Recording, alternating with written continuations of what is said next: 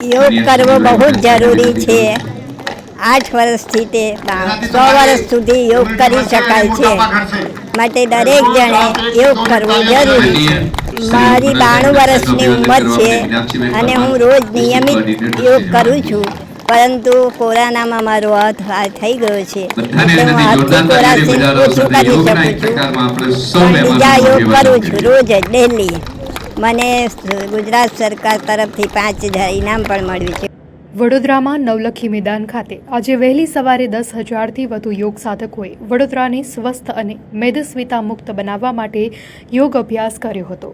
ગુજરાત રાજ્ય યોગ બોર્ડ, વડોદરા મહાનગરપાલિકા અને જિલ્લા વહીવટીતંત્રના સંયુક્ત ઉપક્રમે આયોજિત આ ભવ્ય યોગ શિબિરનો ઉદ્દેશ્ય આંતરરાષ્ટ્રીય યોગ દિવસ 2025ની ઉજવણી અંતર્ગત સ્વસ્થ ગુજરાત મેદસ્વીતા મુક્ત ગુજરાત અભિયાનને વેગ આપીને સ્વસ્થ જીવન તરફ લોકોમાં જાગૃતિ લાવવાનો અને કોમન યોગ પ્રોટોકોલ પ્રશિક્ષણનો હતો।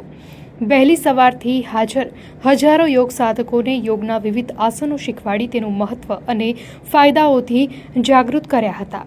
આ સાથે જ મેદસ્વીતા ઘટાડવા માટે કપાલભાતિ, અનુલોમ વિલોમ સહિત મહત્વના પ્રાણાયામ પણ કરવામાં આવ્યા હતા।